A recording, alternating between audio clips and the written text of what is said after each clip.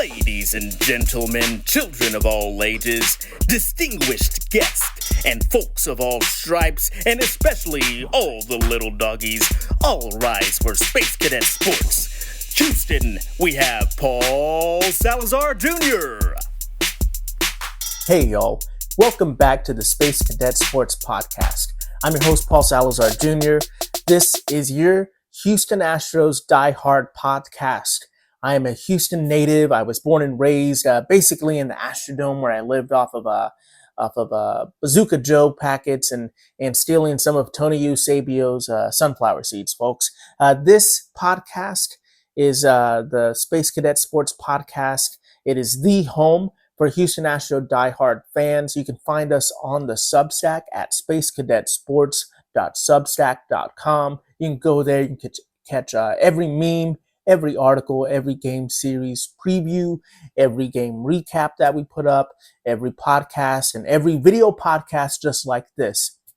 If you are listening to this podcast on Spotify, on Apple, on Overcast, on all of those wonderful places that you catch the Space Cadet Sports Podcast on, I appreciate it.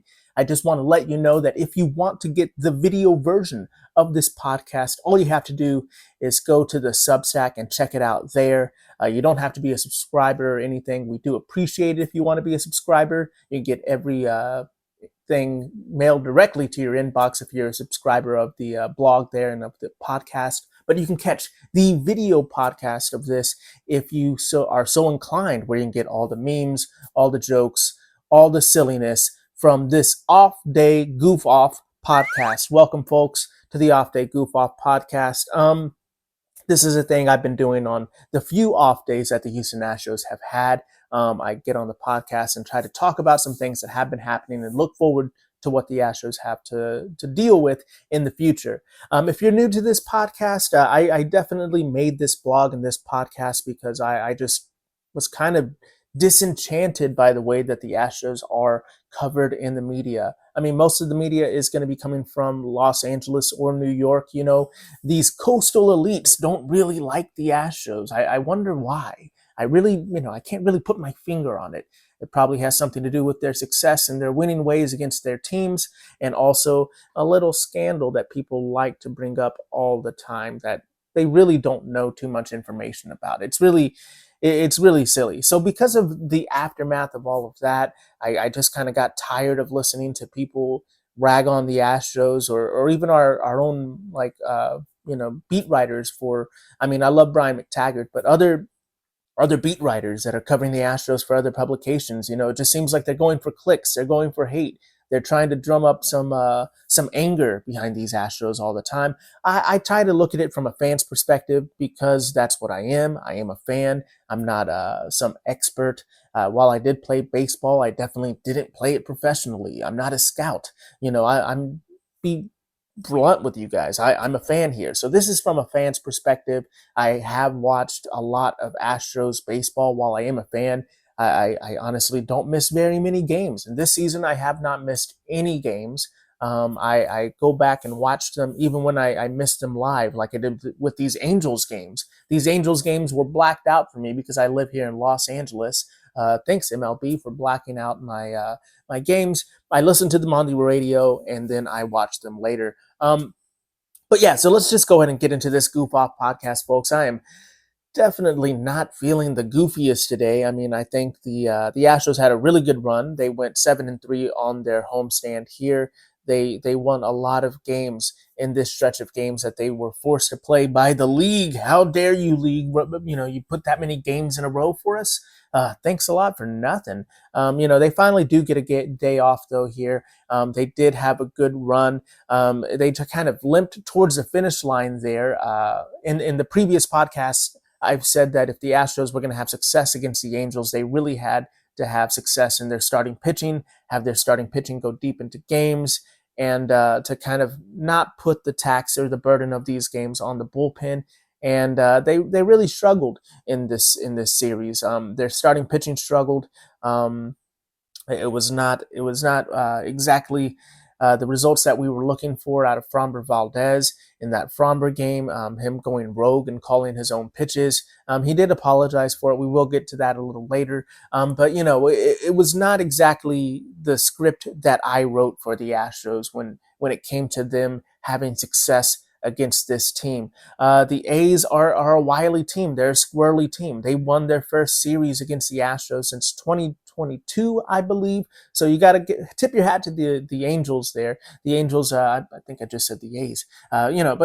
But yeah, you got to tip your hat to the Angels there. They played a good series against the Astros, and it was a slugfest those first two games. And then the last one was a pitching duel. Who would have expected? Baseball's a funny sport. You really don't know what to expect. But really, when it comes down to it, the Astros starting pitching just really did not give the Astros the length or the results that they wanted or were hoping to have, or at least I was hoping to have from this team to win this series. They lost the series 1-2.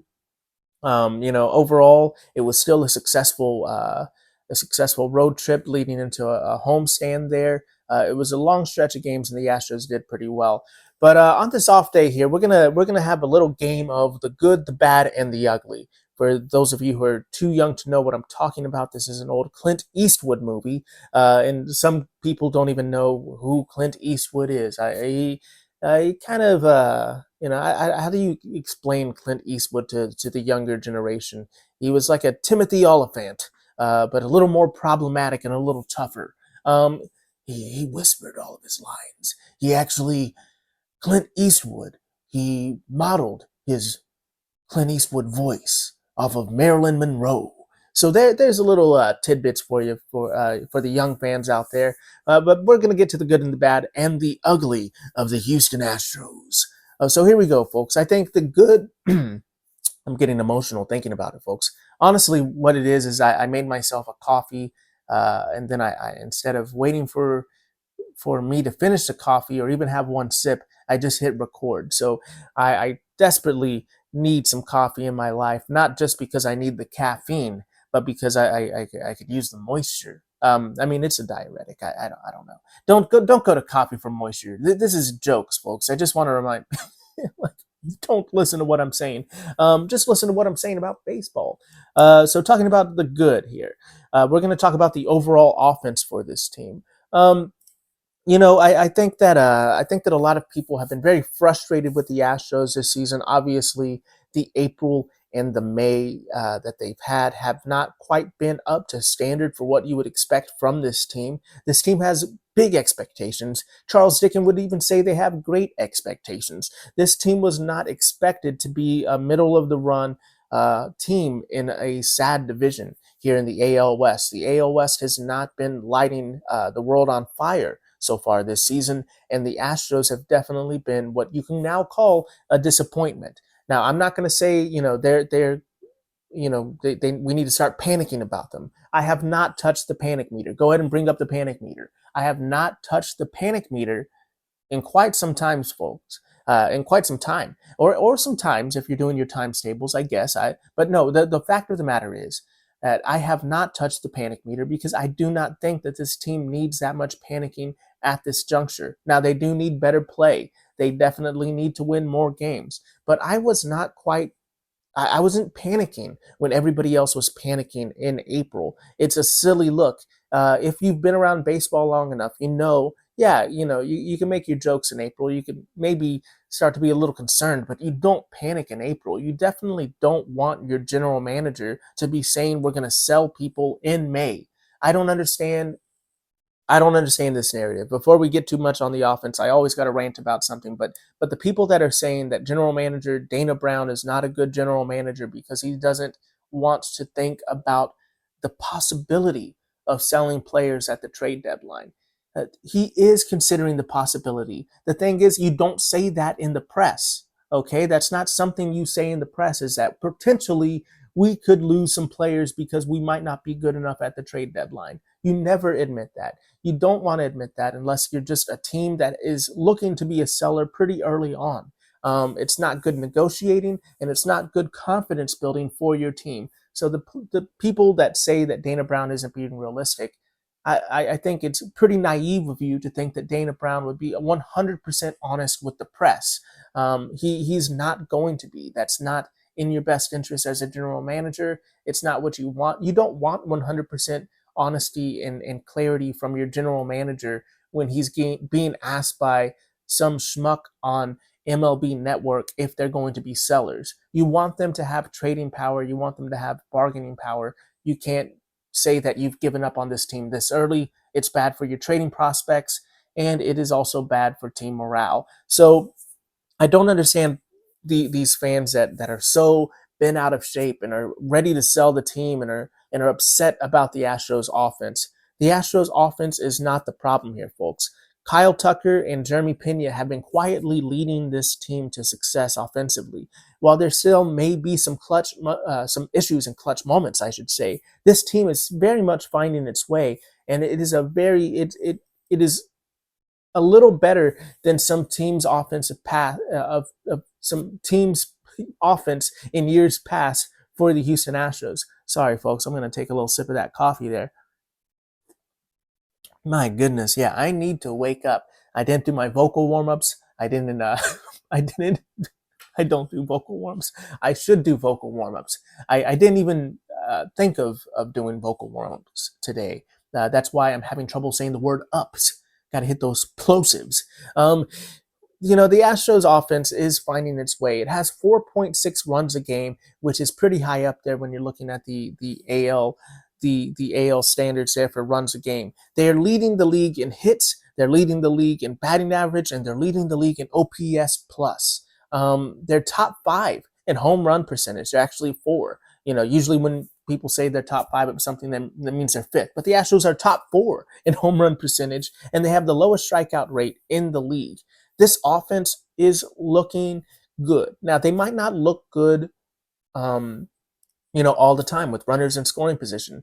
That's just how baseball works. Every time somebody goes up to the plate, it isn't going to be a home run. Every time somebody goes up to the plate, it isn't going to be a big base hit. Having a 333 average in baseball is absolutely fantastic. And by my math, that means you get a hit 1 in every 3 times. So, when we are wanting the Astros to do fantastically this season offensively, to have the expectation of every time somebody goes up to the plate with runners in scoring position, the Astros are going to score is insane. That's just not how math works. That's not how professional baseball works. If you're watching some, pro team play an intramural team, then maybe, yeah, they're going to go up there and they're going to rake. It's going to be a slaughter. But that's not how professional baseball works. People who are looking for, an over 500 percentage for the Astros with runners in scoring position, I'll just point to you to stats for you. That's not how stats work. That's not how baseball generally works. This offense is good. I call it the good, the bad, and the ugly, right? I'm not calling it the great, the bad, and the ugly. This offense does have some steps they need to take to be great. Namely, they need to have more consistency. It's been tough.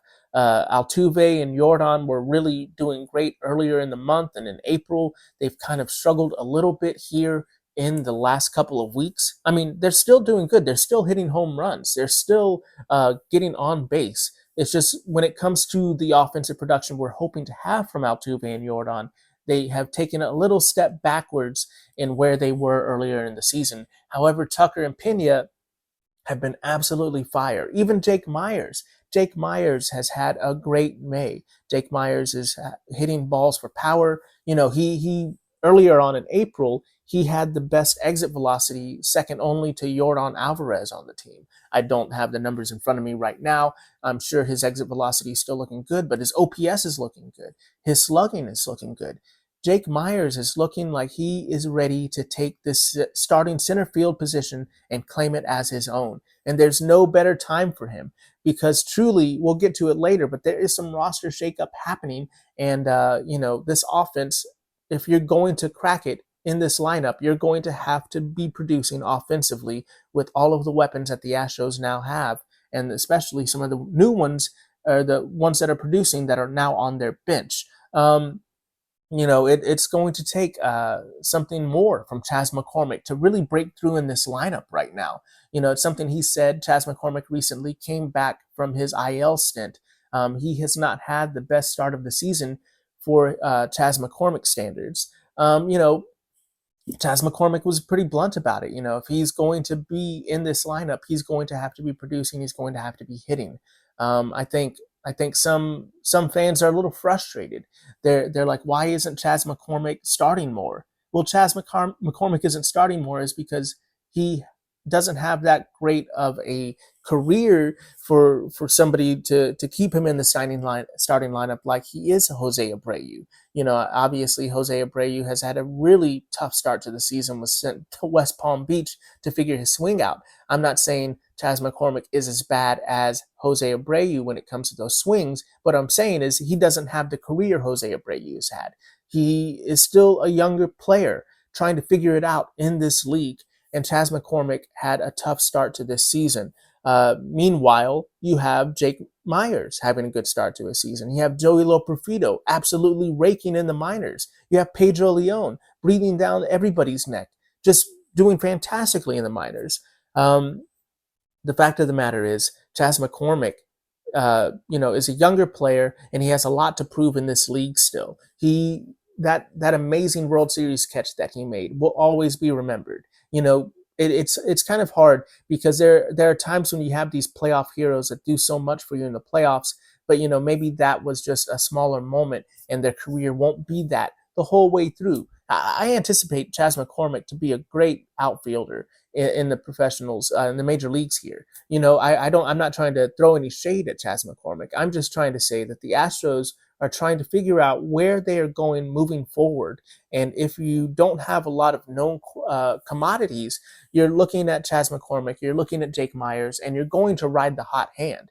Essentially, that's what happened to Jake Myers earlier, a couple seasons ago. Jake Myers got injured. He came back from injury, and Chas McCormick had the hot hand. It was really hard for the Astros to start Jake Myers, even though his defensive metrics are so fantastic, when Chas McCormick was playing as wonderfully as he was playing. But my, how the tables turn, or how the turntables is what I was trying to say.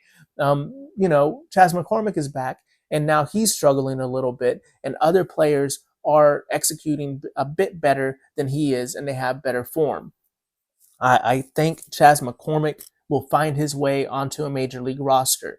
I think it will be with the Astros, or if he ends up getting traded, he will find a home on a major league roster. I'm not trying to be mean to Chas. Chas is a big boy. He's been eating that banana pudding. He's a great player. He was ranked in the top 10 of left fielders for Major League Baseball at the beginning of the season. Chas McCormick is not a slouch. However, Chas McCormick is going through a little bit of a rut, and in order to get him right, we can't have him be in the lineup getting right. We couldn't afford Jose Abreu being in the lineup to get right.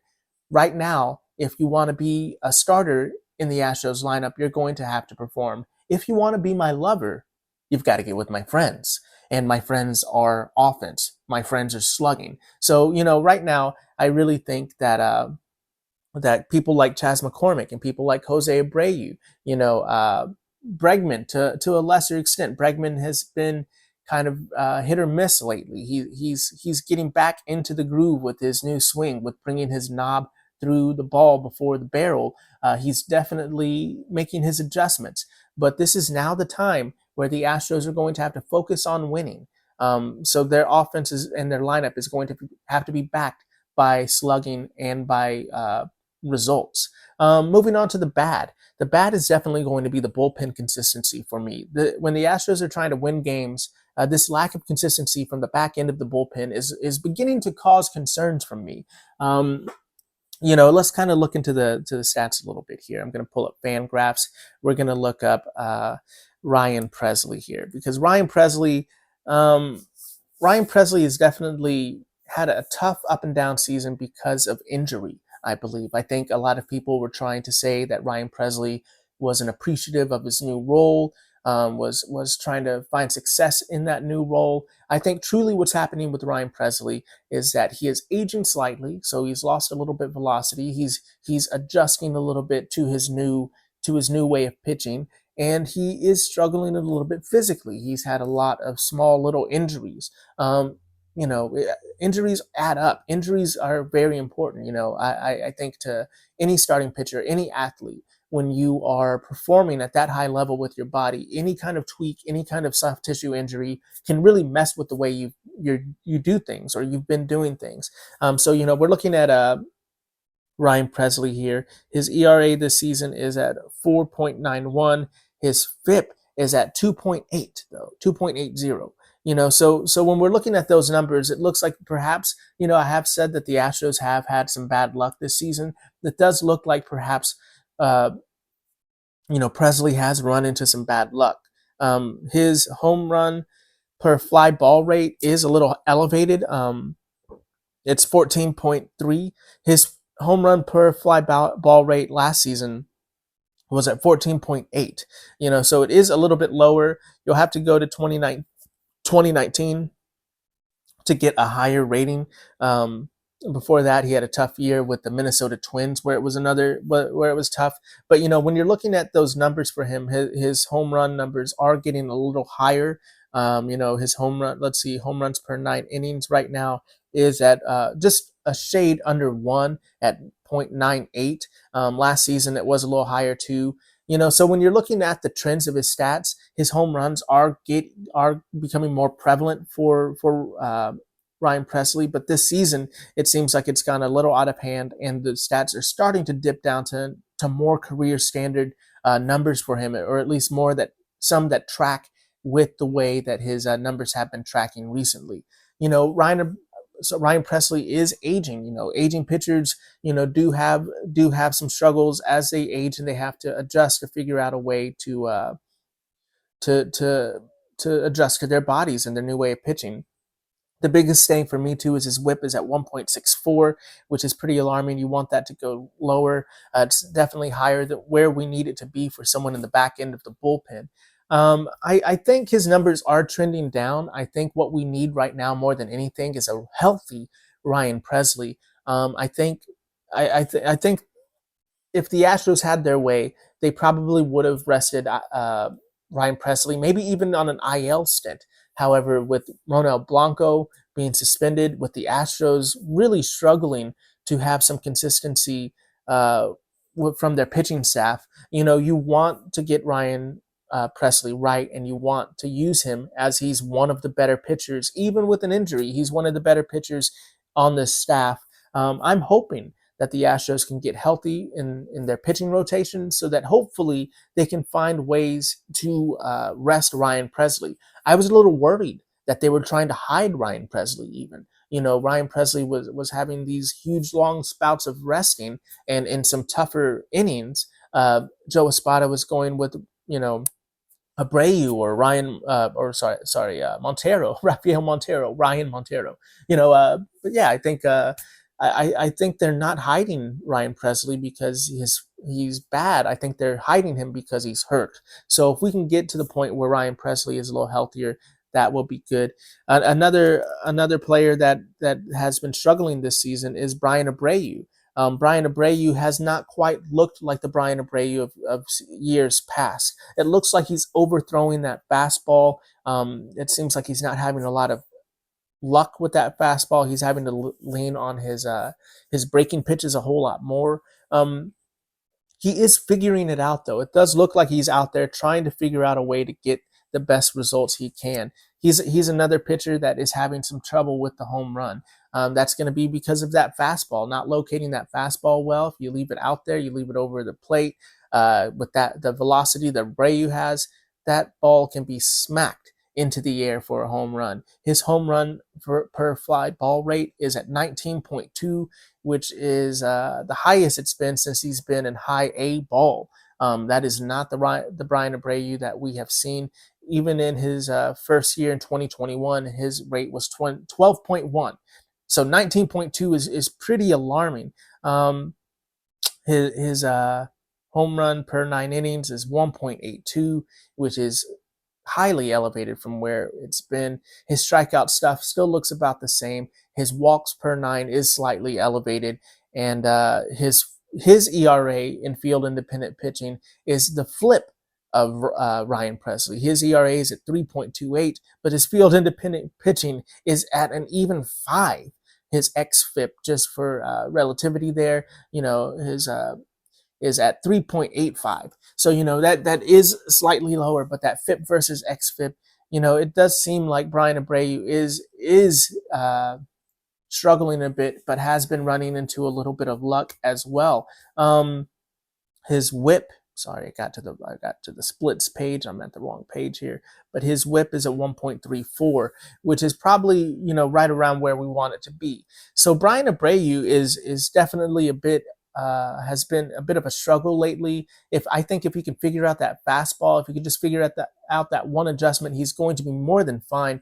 If he starts figuring out I think he's overthrowing it. If you could take a little bit of that velocity out of the pitch and start locating it more, keeping it down, keeping it low, not leaving it over the plate. And honestly, some of his issues are just, I think could be just letting the game spiral out of hand because he's not hitting his places and just kind of really struggling and overthrowing. I think Abreu is not to be too concerned about if he can just figure that pitch out and pitch into some better luck. Josh Hader, on the other hand, has been turning things around and is looking better. He has pitched multiple two innings games, which is something that he hasn't wanted to do in the past. His ERA on the season is now at a 4.09. His FIP is at a low 2.36. His xFIP is at 2.14.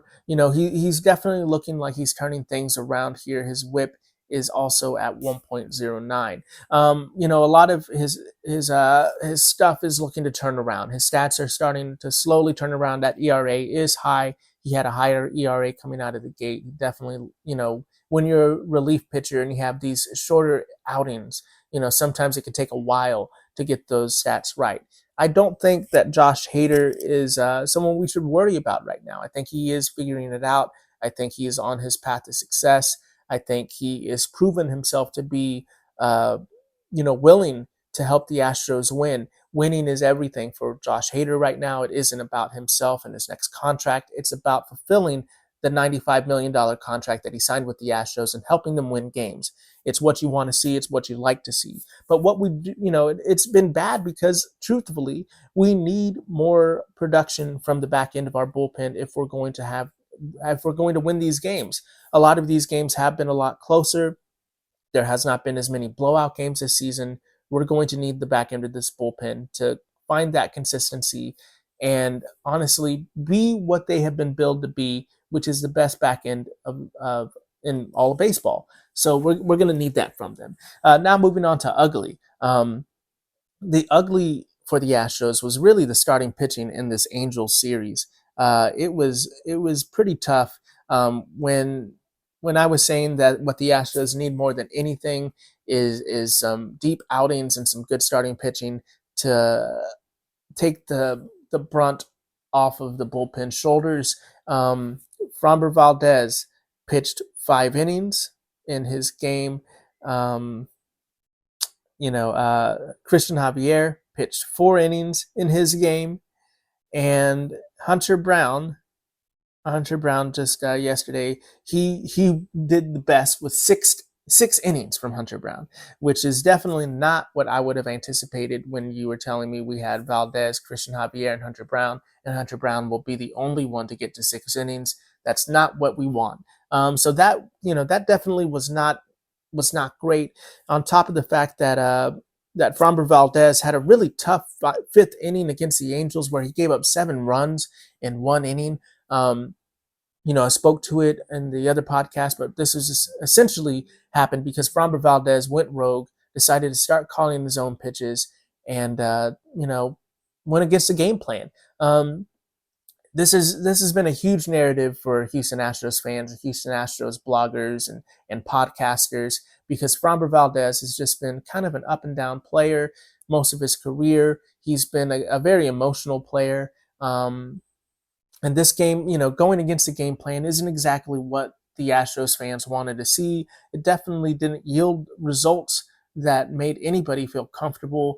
And when you lose, um, it's going to be a tougher feeling for all of the decisions that you made. So when you lose after going rogue and starting calling your own pitches, you're going to be feeling that. Fromber. Fromber was a big man. He did say that it wasn't Diaz, it wasn't Espada. He decided to go rogue and call his own pitches, and that's what got him into trouble. I think a lot of people are saying that, if Martin Maldonado was here, this wouldn't happen. And I think to some degree you're right. If Martin Maldonado was here or Carlos Correa, somebody would have pulled him aside and been like, "Hey man, you need to stop calling your own pitches. These pitches aren't it. Go back to the game plan. Let us all know what you're up to, buddy. Don't just start throwing, calling your own pitches here. We talked about this." Yainer Diaz, on the other hand, he doesn't deserve to get any kind of blame for this because he isn't Martin Maldonado. Martin Maldonado, I have confidence that if he was on the team, that veteran presence, that is why you have Martin Maldonado. Last season, when everybody was wanting Yainer Diaz, and I was the only one in all of Houston Astros fandom saying we still need Martin Maldonado, that's why you have Martin Maldonado.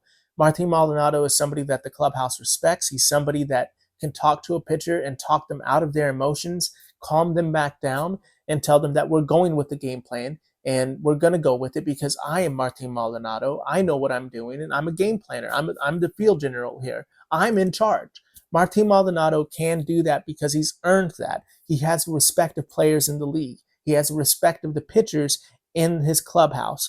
Yainer Diaz is respected, but he's a young player, and he's learning how to navigate these moments. Martin Maldonado has been around the league so much. He's been there, done that. I know how to deal with this situation. I've been here before. Yainer Diaz, he's younger. He's learning how to navigate around people's egos, learning when he needs to push and when he needs to be gentle. This was a moment when he needed to push a little bit more. I don't say this to criticize Yainer or to say that we need Martin Maldonado back or to crown Maldonado as a hero and say that if he was here, this never would have happened, because that's speculation. I truly don't know. I feel like if he was here, he would have gotten Fromber's face, and we'll see what those results would have been. But I can't say for sure I know what would have happened. All I can say is that this is what a veteran catcher brings, and this is what a younger catcher brings. Yainer Diaz is still younger. That's why you want a veteran presence. That's why you want the respect of your pitching staff. From that, you want the respect of your pitching staff if you're a catcher. Yainer Diaz will get there. I think that this is a learning moment for Yainer Diaz and for Fromber and for Joe Espada. I don't think Joe Espada is going to reprimand him publicly. That's not what you do. I don't understand these people that keep saying that, oh, Joe Espada needs to get in their face and yell at them. When have you ever had a boss that got in your face and yelled at you and it got you to be more productive? That's not how people work. You want to do that to professional athletes because you make them, gosh, I can't even, I'm getting so worked up, I can't even find my words. But you do that to professional athletes because you have no respect for them and you want to treat them like children. These are not children, these are grown men. If you yell at them, they will not like it. You need to find a way to work in this system and navigate this when a player is kind of acting this way and behaving this way. And I think Martin Maldonado would have really helped in this situation. But that's not to be saying that we still need Martin Maldonado on this team. What we need is for Yainer Diaz to go into that back pocket, find that notebook that Martin Maldonado gave him, or he wrote down all the Martin Maldonado notes, go into that, figure out what he needs to do going forward, and be a better leader on that team. I don't think Fromber will start calling his pitches like this again. I think that he was kind of feeling himself after his last start and thought he could do more than he probably should. I have a feeling that this won't happen very frequently again, but it was a tough look. Then in that second game where Christian Javier pitched 4 innings, we actually won the game, because of our offense, but it was still tough to see Javier go out there and struggle. I think Christian Javier, wasn't completely right. He's still figuring it out. I think we rushed him back because we need starting pitching. Hopefully, Christian Javier can figure it out, and there's no lingering issues with Christian Javier. Obviously, Hunter Brown doesn't deserve to be in the ugly category. However, the team did lose the game. Christian Javier did give up the winning run. I'm sorry, Hunter Brown, I should say. Hunter Brown gave up the winning run in yesterday's game on Wednesday. Hunter Brown is very much fighting to keep his. It's okay, Carla, come here. Hunter Brown is very much fighting to keep his spot in the starting rotation. If that he is capable of doing that remains to be seen. His stats this year have not been great. Hunter Brown. Let's see here. Sorry, I got distracted by Carla. I lost my spot in my stats here. But yeah, Hunter Brown's ERA after a good start is at 7.06. His field independent pitching is 5.53. He's got a negative 0.3 WAR. Home run rate to fly ball is at 21.4%, which is insanely high. His walk rate is high. His home run rate is high. And his strikeout rate is lower than it has been his whole career, even in the minor leagues. So Hunter Brown definitely needs to get right. I don't know if Hunter Brown or Spencer Arrighetti will be knocked out of the rotation. That remains to be seen. But let's move forward here and look at the series preview here in Oakland. As of tomorrow, the Astros will be in Oakland to take on the Oakland A's. And this is obviously, we're hoping for another sweep here. The Astros need to win this series. I'm calling for them to win this series two games out of 3. However, they need to sweep this team. They're definitely better than them. They've swept them before. Now's the time to really step on the neck and show everyone that you're the Houston Astros and you're serious about this. I'm hoping that they can sweep this team, but I'm calling for them to win 2 out of 3. Verlander is pitching in the first game tomorrow versus Stripling. Stripling, his ERA is at a 5.19, which is way higher than his career numbers with a 1.56 WHIP. His walk rate is up and his strikeout rate is down. However, with that 5.19 ERA, his FIP is at 3.90. So Stripling is it looks like he's having one of those tough starts of the season that like a lot of these Astros starters are having.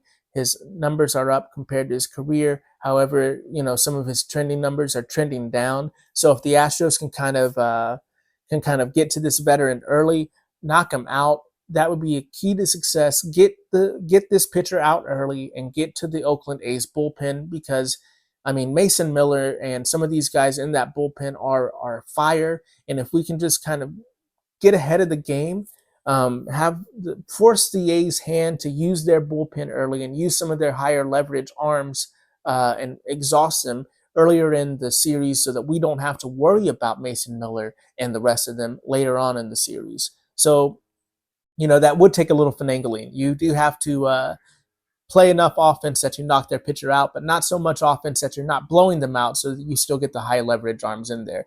Verlander has had a mixed results type of year so far. He has slightly elevated numbers in his small sample size so far as well, but that goes for Ross Stripling, too. So it's like these are 2 veteran pitchers that are trying to solidify their weaker starts. They have the capability to do it. We're just hoping that Verlander goes out there and he gives a Hall of Fame performance and the Astros are able to beat up on Stripling. In the next game, it's going to be Spencer Arrighetti versus JP Sears. It's going to be Arrighetti time. Spencer Arrighetti, spaghetti time.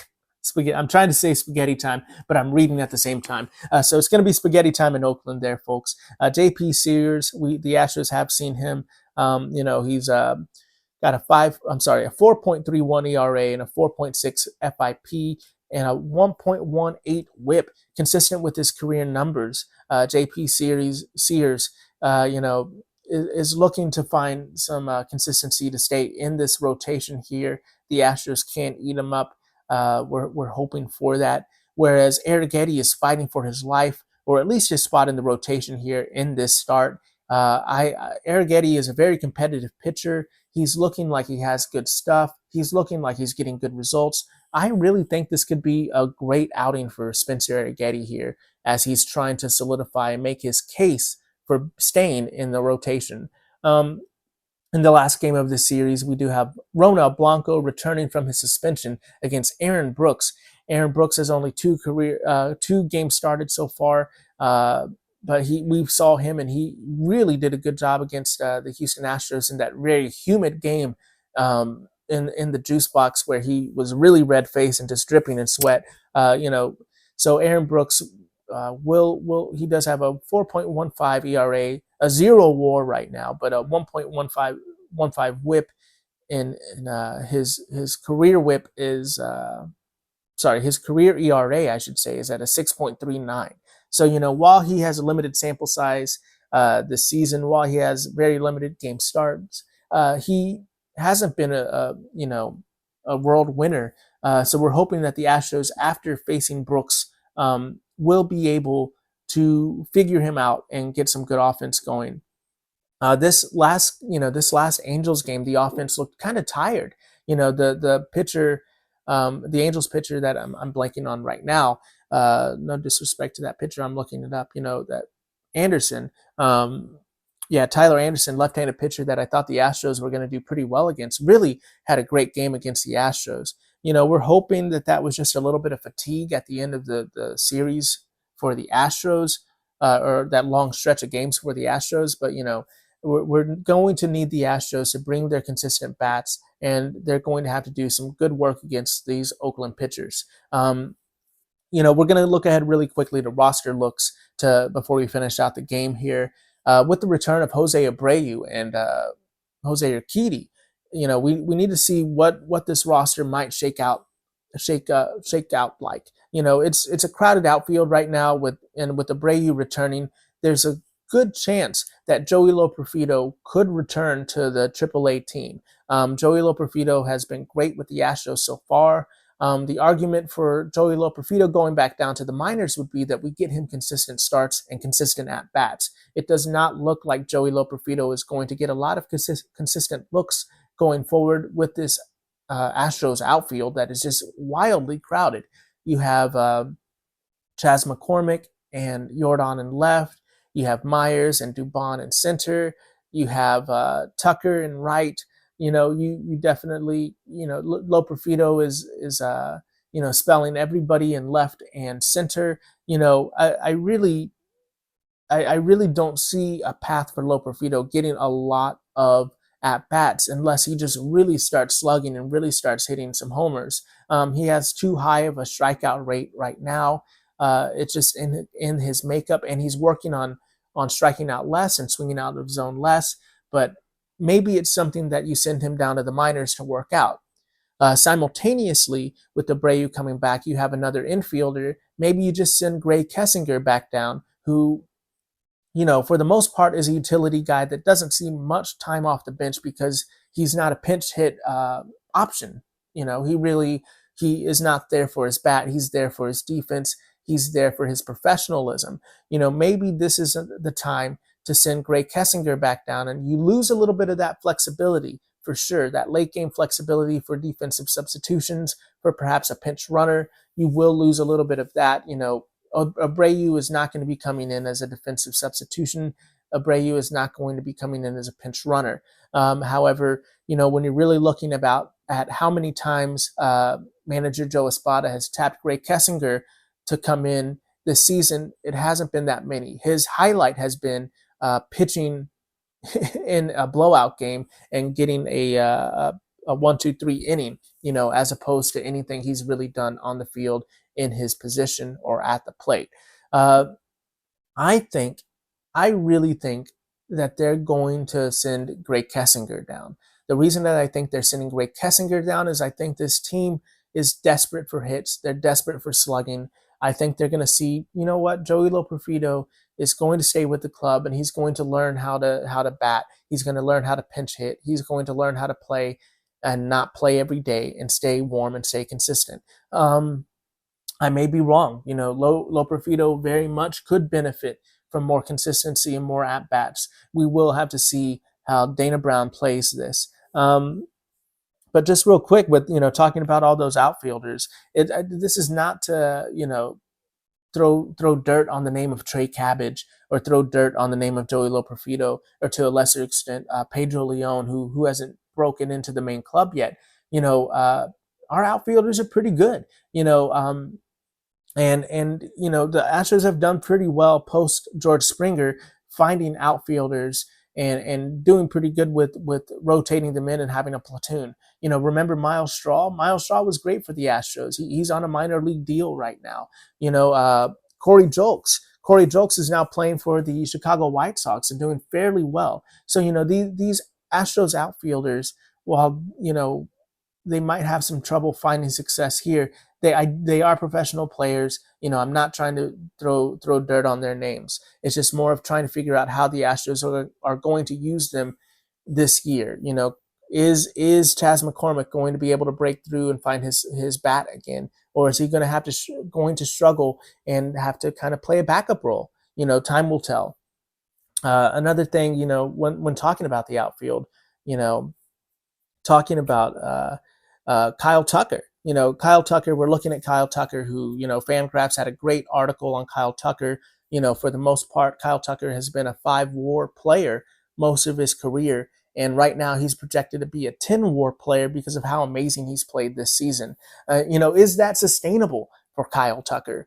We're very excited to have this version of Kyle Tucker on our team, and everybody's getting all excited and saying that we need to sign Kyle Tucker, and the Astros are fools for not signing Kyle Tucker earlier.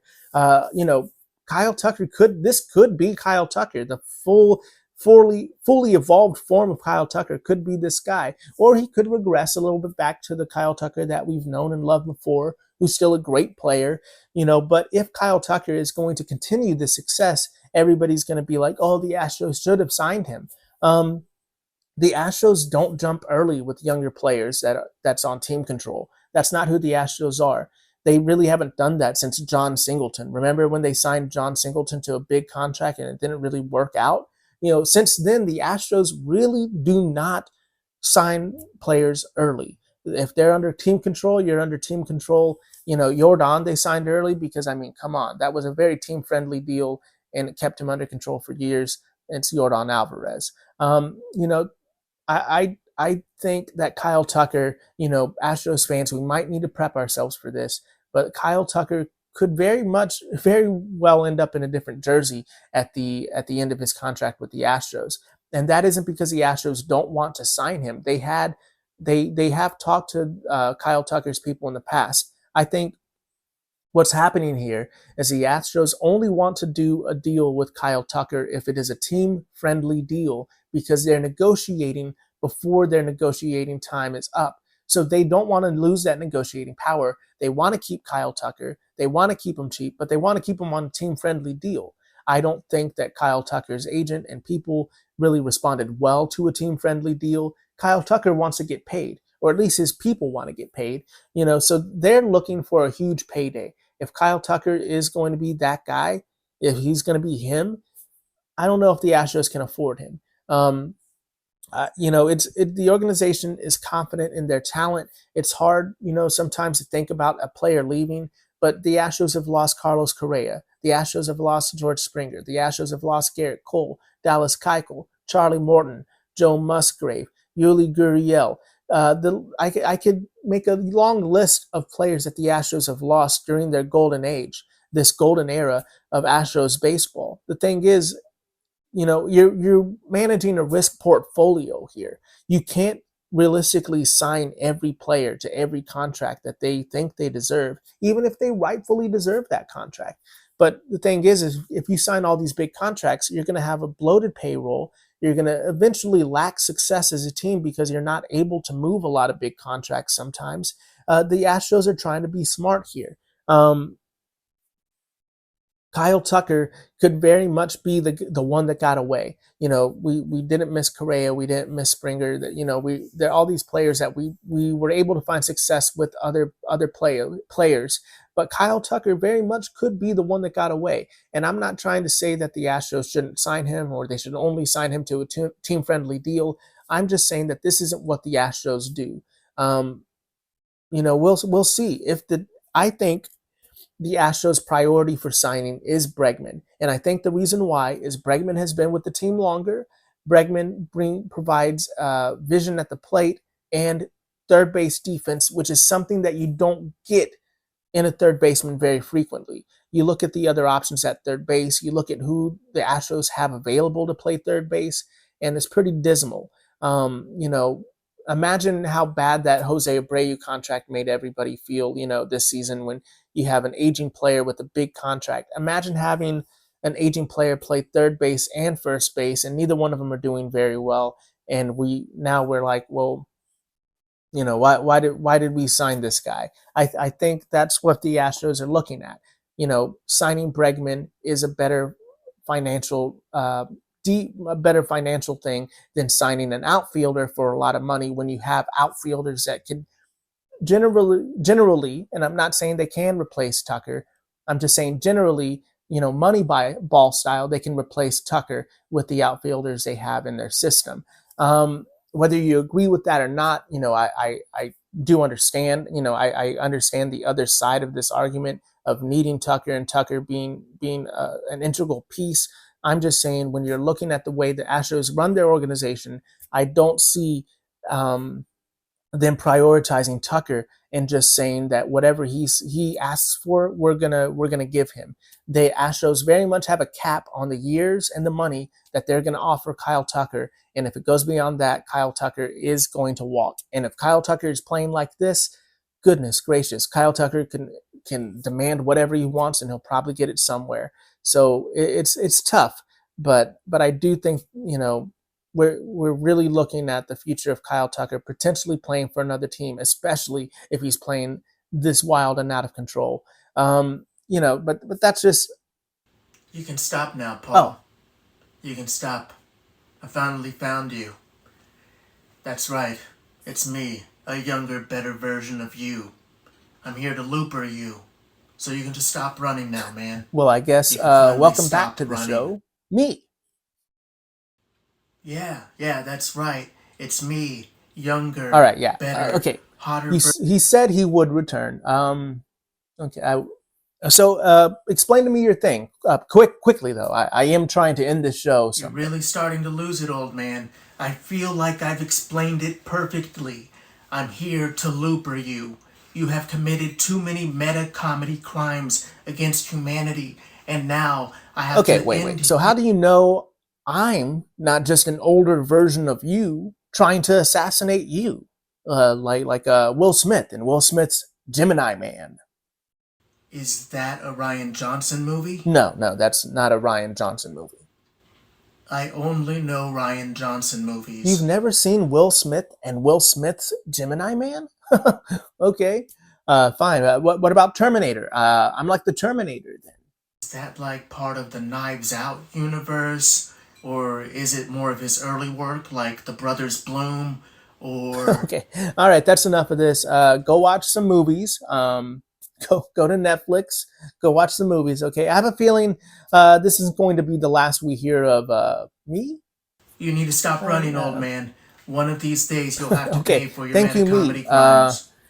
All right. Well, that's it. Well, folks, I think that's about the goofiest we can get here on the show. I think with that being said, I'm going to go ahead and drink my lukewarm coffee now. Let's see.